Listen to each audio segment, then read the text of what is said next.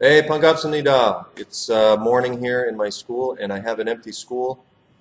Everybody went on a field trip, but I opted out so I could come here and desk warm, which is so lovely. But it gave me an opportunity to get some work done. But many of you are probably thinking about coming to Korea to teach English. It's a unique opportunity um, that many people come and enjoy and go away with great experiences and great memories and new friends and all that kind of stuff. But all you have to do is take 5 minutes and go on to some of the larger internet forums,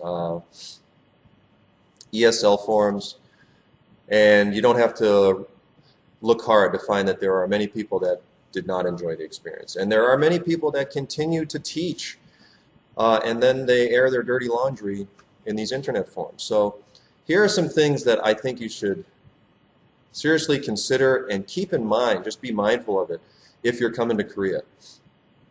So I'm just going to get right into it. These are reasons why you should not come to Korea to teach English, or any other country for that matter, if you're these type of people. First one, if you're overly nationalistic about your home country, or if you kind of secretly harbor some superiority complexes, or just some ill feelings toward other cultures and things like that, and if you're inflexible, you are quickly going to be stymied here and squashed, or in any other country, because hey, it's their country. If you're here and you find it hard to understand or learn to understand why Korean people love being Korean, why they love Korea and everything about being Korea, then you're probably better off staying home, because you're quickly going to become disgruntled and angry and all that kind of stuff. If you're not someone that can assimilate quickly and enjoy your time amongst other cultures, you are in for a surprise. Or change quickly before you come here. Second thing, if you're thinking that coming to Korea specifically, I can only speak for Korea because I'm here, if you think that you're going to be here and are going to be the equivalent of a Korean teacher, then you need to change that perspective. We are what's called guest English teachers. And the same way that you would not invite a guest over to your house and then ask them, to clean your bathroom and cook your food and vacuum your floor and do the laundry and all that kind of stuff. The same way, Korea and the educational system here, the Office of Education, is not asking you to come here and have the same responsibility, that you will not have the same expectations as their own English teachers or their own teachers in general. You are expected to do a good job, but you just do not have the same pressures. You do not have the same microscope on you for what you're doing in your classes. You don't have the same workload and the same pressures in general. You are a guest, and the essence of your job is to come here and create a fun and positive environment that's going to make the students want to speak English, because most of them don't want to. I mean, a small percentage of them are proactive about it, but most of them just don't want to do it. It's just another subject to them. So you're supposed to make it fun and everything like that. You're not supposed to be so responsible for teaching all this grammar and administering exams and all that kind of stuff. You're supposed to look for games and that are fun and exciting, and creating an environment that's fun. So don't think that you're going to be the grammar lecturing pedagogical professor that's going to come here and change things. You're a guest English teacher. Come here, have a good time, put on a good face on behalf of the foreign Western cultures, and you'll be loved by the Office of Education more for it. Okay, this one's going to ruffle some feathers, and I don't like to talk about it. I really don't, on my YouTube channel. But I'm going to here because it's something that really affects a lot of people's experiences. Dating women, especially for the guys. And I'm only going to speak in terms of the guys because I'm a guy. But if you're under the impression that you're going to come to Korea and the girls are going to be lining up for you when you get off the plane, you're going to be disappointed. It's just not that way. It's really no different than it would be anywhere else. That being said, look, if you want to come here and meet somebody, you're probably going to meet somebody. There's a lot of single people here. And in fact, geez, I mean, there are guys that I've met, that I've seen here that I'm looking at them, talking to them, and you know, they're probably not getting a whole lot of play back home, if you know what I mean. But they were able to come here and meet somebody nice. So there's somebody here for everybody, of different ages, different things like that. Here's another thing that should serve as a reality check in the whole dating situation in Korea.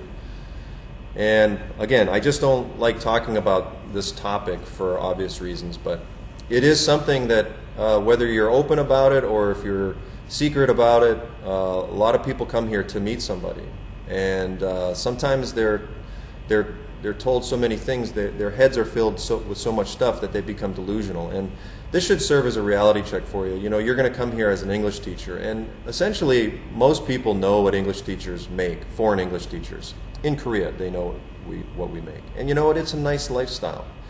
I've said it before, you know, you get your salary, you get your free studio apartment or one bedroom apartment. And it's great. And I hope, you know, you meet a nice girl and all that kind of stuff. But like I said, as you go up the ladder, or if you encounter some of these beautiful girls that are out there in Korea, whether they speak Korean or not is beside the point. If you're standing next to some Korean guys that really know how to talk the talk and know intimately what the girl's looking for, and they bring to the table the fact that they're a stockbroker, or they work for Samsung, they're in a managerial position, they're a software developer, they speculate on real estate or whatever it is, doctor, lawyer, dentist, and they're making 5, 10, 20 times what you make in some cases, and those are all very realistic numbers in the real world. And I can attest to this because I'm older, and you just get to meet people that make tons of money, and you're just like, man, that's a lot of money. You're just not going to stand a chance. It's just the sad reality of life. And as the stakes go up with the girl, the stakes go up with the guy, what they need to bring to the table. But I say that because it's just embrace what you do as an English teacher and enjoy it, and just keep in mind that you will probably meet someone if that's what you're looking for, but just don't be delusional about it. It's not like what you read in the forums and what everybody tries to say. Reality here is no different than reality in America or wherever you're from. You got to bring to the table what the girl's looking for.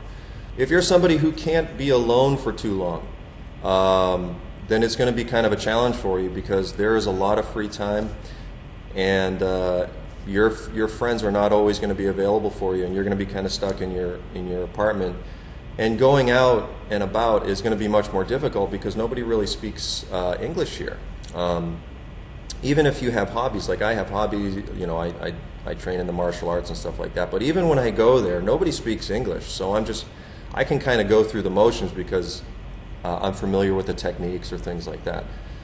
So that's going to be something to consider if you've never really lived away from home, or if you've always just had the comfort of having family and friends close by. Going to a foreign land for an extended period of time is going to be a challenge for you. It's a good challenge. I would recommend taking it on, but if you're someone who does not adjust well to that, it may turn your hopeful good experience into a bad one. Last one, big one. I hope you lasted this long in my video. If you have a meat and potatoes diet, and that's only what you like to eat, you're going to have problems here. Why? Because first of all, meat and potatoes is hard to come by. There's fast food joints and stuff like that, but if you want a good burger or if you want a killer steak, you're going to have to become a hunter-gatherer to find a restaurant, not necessarily to hunt the animal. Although that wouldn't hurt. Actually, I am willing to go hunting for a cow right now, just to get a good steak. But the Korean lunches here are very authentic. They are very Korean. There's a lot of seaweed. It's tons of spicy stuff. Tons of fish, not cooked in a fried way that all the time that you're accustomed to. And most of the restaurants here are Korean. So if you're not open to try other foods for an extended period of time and adjust your own diet, it's going to be difficult for you, and it really does bother some people sometimes. They do have Costco and things like that where you can get your fill of food from back home, but as you are out and about and eating lunch at school, it's going to be strictly Korean, so you need to be flexible. Otherwise, you're either going to lose weight or you're going to gain a ton of weight from eating fast food and pizza and fried chicken all the time. But thank God for fried chicken in Korea. So anyway, I hope those are some things that have been in your mind. If they're not in your mind, I would seriously consider them before taking the plunge, because even though a year goes by quickly, it could make or break your year. And I hope it was helpful for you. If you have any questions, please let me know. If you enjoyed this, please subscribe. The subscribe button below. I plan on teaching for a long time and making a lot more videos, answering questions and talking about topics that I find interesting, and hopefully you will too. So, have a great day. Peace.